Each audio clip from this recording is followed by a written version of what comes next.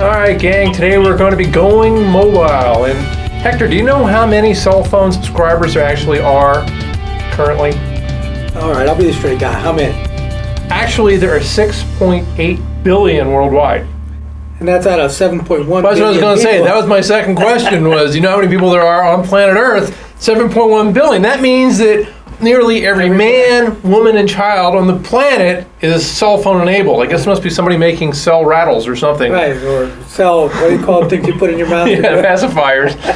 Something like that. You know, with more people currently accessing the internet via smartphone than via computer, it kind of makes you wonder why so many business owners are still so reluctant to embrace mobile marketing.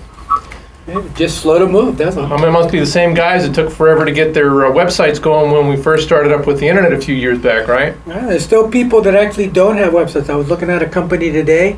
I can find them on Facebook and Yelp and a whole bunch, but they don't have a website. Yeah, so it's either the slow responders or the next generation. And speaking of the next generation, with us today is Luke Thomas, CEO of Verti Smart. We're going to be talking to him shortly. Hey, Luke. And what we're going to cover on today's show are some of the things that it takes to get your business mobilized today, as well as some of the innovative ways that you can market both products and services using a smartphone. But before we do that, I want to let you, Hector, introduce our sponsors, as well as giving everybody out there in TV and radio land our call-in number in case they want to join the conversation. Yeah, so today I want to thank Tub King for sponsoring our show. They sell customizable bathtubs and accessories, featuring the elegant slipper tubs and the highly therapeutic walk-in tubs. And of course, MedMaster is the premier online job hunting board and social network community for healthcare and medical professionals. Now, having said that, the call-in number for our friends out in cyber world is 213-943-3808. That's 213-943-3808. Of course, you can find us on Facebook, Twitter, LinkedIn, Google+, and now YouTube. You're practically everywhere, right? Yeah, we're all over the cyber world, space, or whatever you want to call it. Well, let's introduce our guest. Luke, tell us a little bit about Verti. What exactly is it? What does it do? Because I noticed here on your little video it says a Bluetooth item finder for your smartphone, which guess what? I could use one of those suckers. I'm always misplacing my keys. Yeah. Absolutely. Hello, everyone. My name is Luke Thomas. I'm the founder and CEO of Verti Smart Technology. And pretty much what we do is we produce different products to help make your life easy. Verti is our first product. It's a little tiny Bluetooth item finder. It's about the size of a quarter, real tiny, and you can clip or stick it to whatever you like to keep up with, and you can track that item in real time on your smartphone. So it's really easy, really simple, and not hard at all to be able to communicate with, and it helps you find your things, keep track of your stuff. So basically what you do is you clip the little thing onto whether it's your keys or your car, or I saw you had your dog there, your pet, whatever that you might misplace. And then how do you use your cell phone to help find whatever it is that you're trying to find? I mean, is it... Sure, we have the Verti app. With that app, once you download it, you can assign the little Bluetooth tags, different categories. Say, for example, you can have one for your keys, you can have one for your purse, or maybe one for your pet. And should you lose that tag or should you lose that item, all you have to do is just hit the alarm button from the app, and it will ring that device really loud so you can locate it. We have a lot of cool features with it. Not only that, let's say you lose your phone. Well, if you lose your phone and you're within a general vicinity, all you have to do is press the ring button on Verti, and it'll ring your phone even if your phone's on silent. So I hope you find your phone as well. Huh. So what happens if you lose your phone and Verti's attached to your phone? Yeah. Yeah, it's pretty cool. That way with the two-way communication, you'll be able to find your phone from Verti, and you'll also be able to find Verti from your phone. So that way make sure you never lose anything. Okay. Are you also thinking about having some kind of app that you could log in online and then case both of them if you needed to? Yes, absolutely. In the event that you were to lose your phone with the ringer, with the battery dying, as well as Verti, what could happen is you can log into your Verti account from any PC, and once you log in, it'll show the last known location from GPS, and you'll be able to see where your items were last checked in from. So we have a few cycles of redundancy to be able to make sure you find your items. So Luke, tell me why you decided you really wanted to do this and why you wanted to get into this business. Sure. I'm notorious for losing things. I'm notorious for losing things because I'm constantly busy. I have a lot going on, and I'm always replacing keys and things of that nature. Myself, my background is in tech. I've been in information technology for a long time. I figure, with all the technology with mobile and smartphones, that's our new unique digital identifier. So I figure with this unique identifier, we should no longer be able to lose things. And that's when I started brainstorming and coming up with ideas. And I noticed there were a few other item finders on the market. So the technology itself isn't new, but now that Bluetooth 4.0 has come to the forefront, it's provided some pretty cool solutions for us to be able to do that technology in a way that makes it easy to communicate with things. Well, I know, Carl, in the blog, you talk about lots of different things that have to do with mobile. Well, yeah. I mean, let's face it. I mean, there are millions of apps out there, but apps really aren't the only way to go. In fact, now that there's HTML5, your website can shrink from full size to that size very quickly, automatically. So it's really easy to start taking your business and taking it on the road, so to speak. Well, I know that when I looked in there, we have lots of different kinds of things. So we use Blogger, and the blog about today's show is on there. But guess what? If you go to Blogger and you have your smartphone, it'll automatically shrink down the mobile because Blogger is mobile enabled from the get-go. Some of the other platforms also have that, or they have plugins that let you do that. But even if they do that, if you have too much information, what happens to the information on the smartphone? Right. Yeah, you can't read it. And in fact, that's one of the reasons, because you'll notice my tablet over here is a 12.5-inch tablet, because even a 10-inch tablet is a little hard for me to read sometimes. Yeah. So, once you get to the point in life where you're wearing these things, trying to read on this thing, you're like, in fact, one of the things we talked about in the blog is the fact that even if you do have HTML5, if you really want to work the cell phones, the smartphones, you really should invest a little bit of money to develop a Mobi site. Because the nice thing about a Mobi site is instead of giving people a lot of text, which is what's going to happen when that thing gets shrunk down, you can make it where it's 90% video driven, and videos will size perfectly and play automatically on one of these. Or buy buttons, which are big enough to thumb when you're doing whatever you're doing. Yeah. But we talk about the fact that video is the way to go on both this and on regular computers today, because people are 5 times as likely to want to see a video, want to watch videos there, to read, because people just don't read it anymore. And not to mention the fact that you've got a video production studio right in this little sucker. I know. I did some research today, and I was trying to find out how many smartphones versus cell phones in general. And one of the big things was, there's 1.5 billion smartphones. But this revolution didn't really start with smartphones, because we've had mobile texting campaigns going back 10, 12 years. Right. I mean, since we've had feature phones, we've had a short message service, and that texting is a mobile type of marketing that people have been adopting, but a lot of businesses still don't understand it. They're worried about texting or about people crashing their cars when they're driving and all that kind of stuff. But that's where it really started. The feature phones really do that, and it's actually today the 5.8 whatever it is billion feature phones. A lot of them will do short message service.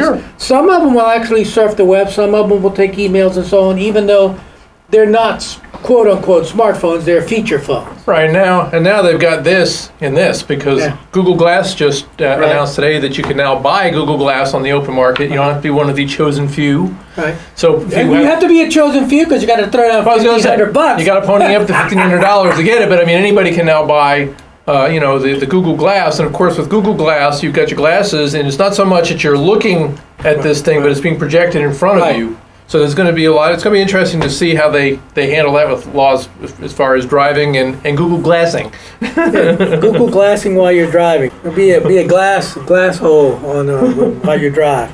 So what do you think about all these new innovations, Luke? All these new innovations is really cool. I know with the big announcement that Google put out today with the glass, I myself can't wait to get one of them. I'm a visual guy. I love photography and video as well, so this kind of plays right into one of my passions. So I can't wait to get a hold of Google Glass as well. But it falls right into the new paradigm in tech, which is the Internet of Things, with so many different things coming out. Like you were mentioning earlier, with so many cell phones, it's amazing the amount of mobile phones that's now connected to the internet. Just to think that that'll be paled in comparison by all the new things that will be connected to the internet over the next 7 to 10 years. It's mind-boggling. I'm going to save everybody about $1,000 on their Google Glass purchase. Okay, got any duct tape? There you go. The poor man's Google Glass, right? Well, yeah. Again, going back to mobile, we're talking about this like if it's a major revolution that happened today, but there's been a lot of baby steps that have led up to it. For example, social media really started about 2004, 2005. Right. Really started hitting its stride around 2010. Mm-hmm. But social media has been always a mobile product for that. Right. I mean, from almost day one, you could get Twitter and Facebook and all that on your smartphones. So that's something that's been going on for a while. No, you can't. I still can't read it that small. I'm sorry. And QR codes, which is another thing that we talk about in the article, right, is not really new. Been around 7 or 8 years now. Yeah. People are finally starting to use them, although it really irks the hell out of me that people are always saying what the end of QR codes is coming. You know, or you get people that'll say, well, you know, what if somebody doesn't know how to use a QR? It's like, well, okay, so some they people don't use it. Don't use it. I said, but if you're spending on an advertisement, whether it's a business card or you're buying a print ad, why would you not want to include a video? Right. Because I remember back, 5-6 years ago, before QR codes came out, people were spending big money because the only way you could send somebody a video would be to burn a disc. In fact, I still have a big disc reproduction droid in my office over there.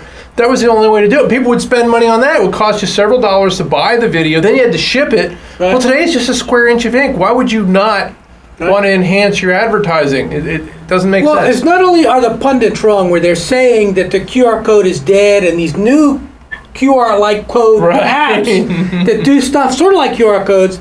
I mean, Mercedes-Benz is actually putting them on their vehicles in places so that when you can get your phone, you could read how to use it without buying a manual. McDonald's has their products on QR codes now. Coca-Cola has it on their products and package. So a lot of big companies are finally figuring out how to use it. I mean, there are specific drawbacks that you got to watch out for. I mean, if you're using a QR code for the most part, you can't use it in a place that doesn't have cell service. So sticking it on a sign that's in a subway is sort of crazy because it ain't going to work. Mm-hmm. Or sticking it way down low where people ain't going to reach. Like I remember the bank downstairs. They had this big poster and they had a QR code on it. But the QR code was about 6 inches from the floor. That ain't gonna work. Nobody's gonna bend over to take a picture of the QR code. You have to have good lighting, and it can't be too big. I mean, I've seen billboards with these big, humongous QR codes, and you try and use it with your camera, but the camera is freaking out trying to focus the distance. That won't work. So if they just do it right, I mean, make it so. I'll tell you who's using QR codes very well: TV stations. Right. TV stations are using them so they can go and get their online app for the TV station or for the weather station or whatever, or to do a contest on TV and so on. That's where it's really being used very well. And restaurants take very good advantage. Speaking of contests, because we were actually starting to introduce some of those things into our mix. Right. I mean, you can do some really interesting things with with these today that you couldn't do in the past. One of the things that we're starting to introduce to some of our clients are like scratch off. Right. We can actually do scratch off contests both on this and also on and it's bundled with social. So again, if you win, you can post it to Facebook. And the whole point is, that's the problem that a lot of people have, particularly businesses. We tell them that they have to take all this time to feed their social network. And they're like, okay, when's it going to feed me? Right. And before you really didn't have the device that made it easy, made it user friendly. All you could do is hit them with a coupon and say, come buy my stuff. Right. But when you add in the element of a contest or a scratch off or something, people are going to be more likely to want to get that little thing. Oh, you gotta get it. And you can set the odds so that not everybody wins. You can make the prizes different size prizes so that one that's more valuable is going to be 1 in 1,000, and one that's less valuable, you could pretty much set the odds on anything you want. And again, it's already tied into your social net. So if you're a restaurant and you've already been milking Facebook and so on, you have a built-in fishing pond to go in. But the difference is, though, see, to the consumer, does not make it where you're trying to sell them something. Right. That's the difference. It's all in perception. Right. It's already there. That's already in their phone. They come in. They know it's Tuesday because they got pushed out a coupon that says, hey, you get a special deal into a BOGO on Tuesday or whatever. Right, but I'm talking about the as far as the scratch offs, because people will come back every day to play that if you put some value in the product, in the prizes, but they don't consider that an ad. That's what the beauty of it is. So that's one way that you can actually start letting your Facebook feed you instead of the other way around. And again, that has its roots in short message service, which is the text messages and text coupons and those kinds of things. Luke, well, tell me about how you plan on marketing your company and getting off the ground. Pretty much the way we're looking at marketing, our strategy is going to be multiple. Of course, online marketing, since there's quite a few competitors in the space, it's going to be a pretty competitive run to try to get attention out there in such a crowded marketplace. But our online strategy is going to be very aggressive, and we'll use a combination of everything from Facebook advertising, a little bit of mobile advertising as well, and mainly hitting a lot across social media. We've already begun building a core base of supporters that's going out and build a grassroots movement for us. And One Spark was a good example of that, where we were able to get some really good promotion and get some good traction there by having a team, a grassroots team on the ground, engaging customers and being able to engage the community. So online is going to be our first prong of attack, and going from a grassroots effort through social media, trying to get our product out front. So are you planning on doing any kind of advertising that's not online? Absolutely. We're actually going to get into advertising. Of course, we'll be hitting our target market to be able to advertise on different venues. But that first portion is mainly going to be heavy with social media and online. And as we begin to build that base, we'll get into other different streams of advertising to make sure we get Verti front and center out there and connect with audiences. Because I think everybody can relate to losing some items. So that's definitely our goal, is to get in front of the target market and let them know about this. I will make a prediction that you might change your mind after you see how much it costs to run a magazine ad or something. Yeah, I think it would be very expensive. But the point is that the nice thing is there's a lot of alternatives to working online. In fact, one of the articles I have here, it says how to ensure a symbiotic mobile marketing strategy. And the important thing is that you there are all kinds of places where they're pulling together different types of vendors. Like one of the things I liked was his mobile marketing platform gives vineyards a new way to promote wine deals and tasting events. Right. There's actually an app for that. Right. It's actually called Mobile Wine Deals. So I saw one that was pretty cool. You can actually buy wine bottles and they have custom QR codes put on them that actually when they click on the code, it goes to whatever video that you want. That's good. That's pretty cool. So it's another way of getting their message out, and it's an after the fact type of deal. The customer's now got the bottle home. They got the thing. So you could use it as a wedding gift. You could do it a lot of different ways. That was a pretty cool way of using QR codes to stay attached to the customer. Well, I mean, its whole point is that it's the only thing that really limits you is your creativity. That's the beauty of it, because today there's so much that you can do on one of these things, way more than was available just a couple of years ago.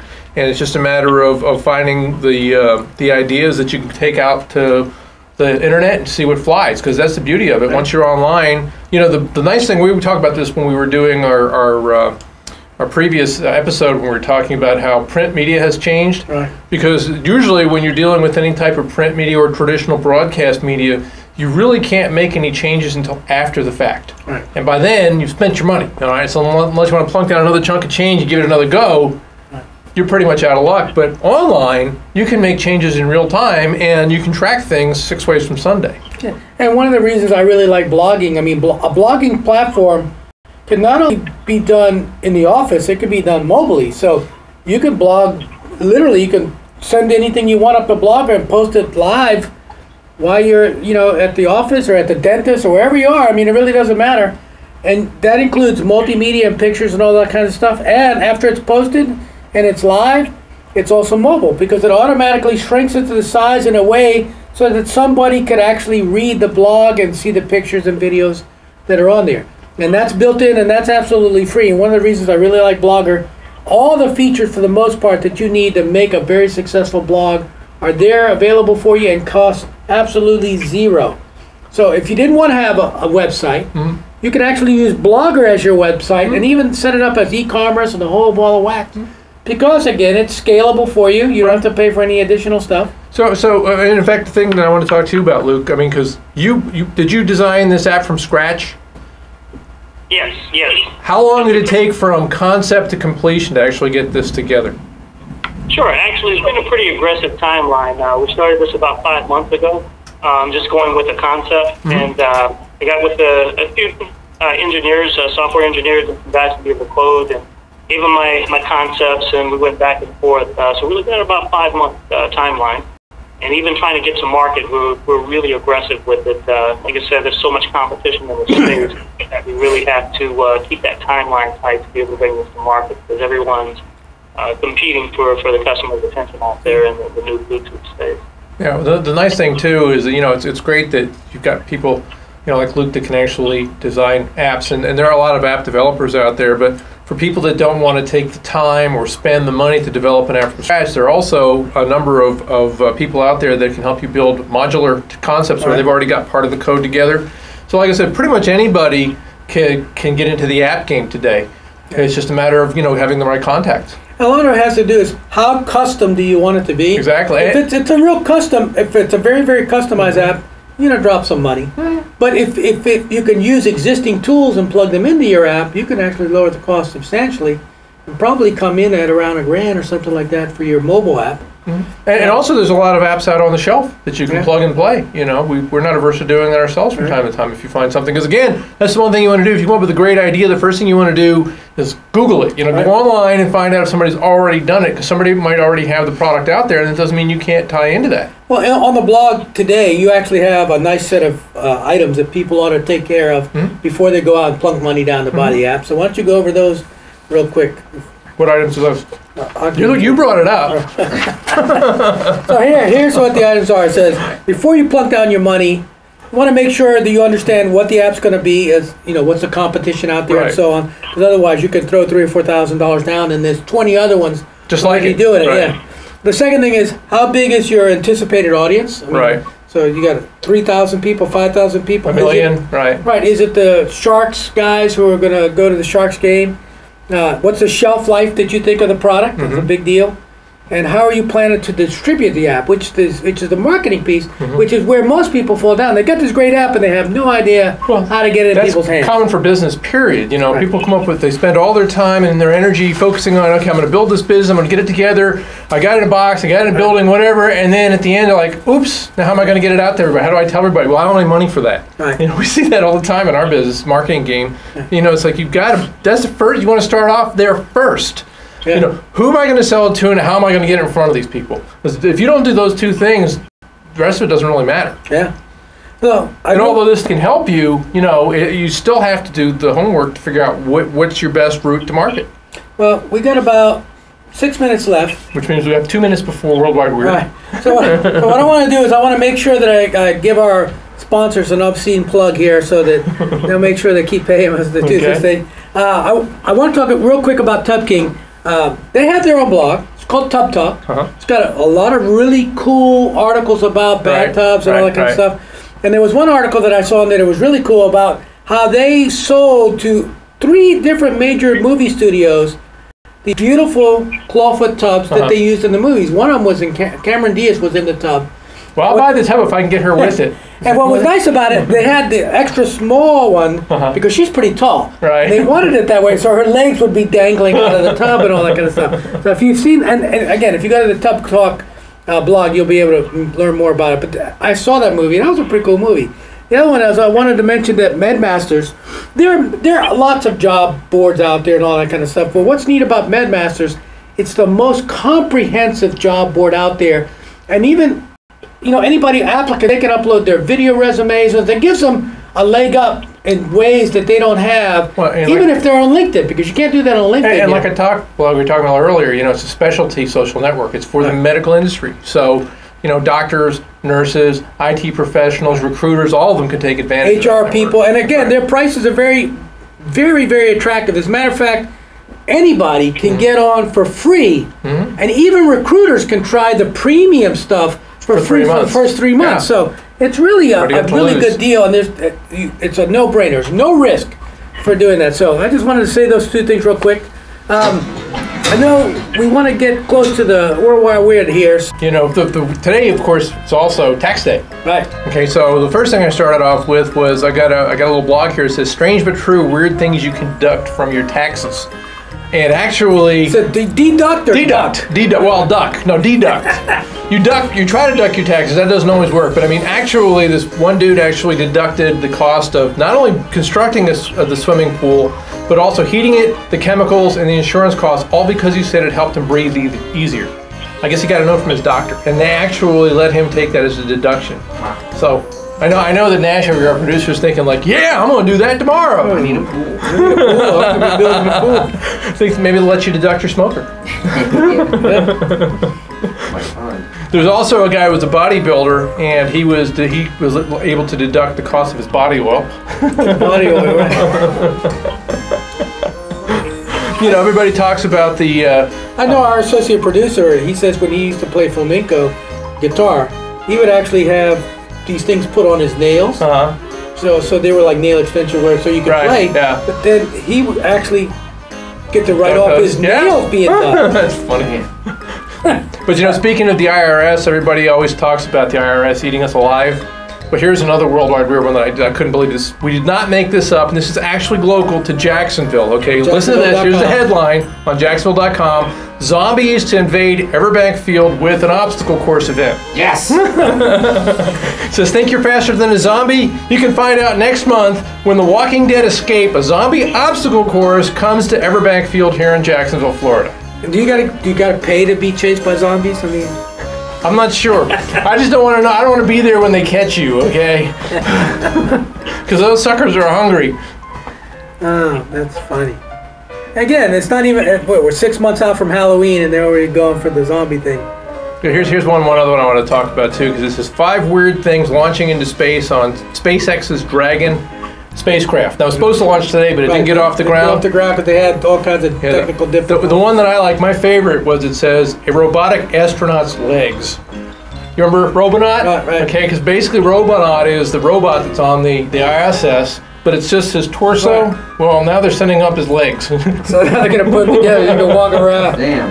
And they said when he's done, he's going to be 9 feet tall.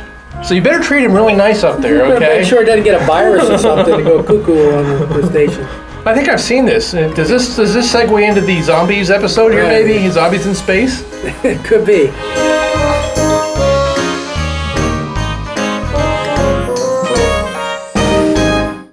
We got about a minute and a half. So I wanted to again thank our listeners out there, and we want to thank Luke for coming on. Luke, hey, Thanks a lot, guys. We're going to give you the last word here. Give us a plug for your company. Sure, absolutely. And thank you guys for taking the time to have me on your show today and to help us get awareness out front about Verti. It's a really new and cool Bluetooth device that helps you find your thing. To find out more information, you can go to our website and type in your email address to be able to get updates. It's called, the website is vertiapp.com. That's VERTIAPP.com. And we're also located on Facebook with Verti App and also at Twitter with Verti App as well. So we appreciate all the support and thank you guys for having us on the show once again. And we can't wait to get back up there to Jacksonville and finish engaging with everyone. The One Spark was a huge success for us.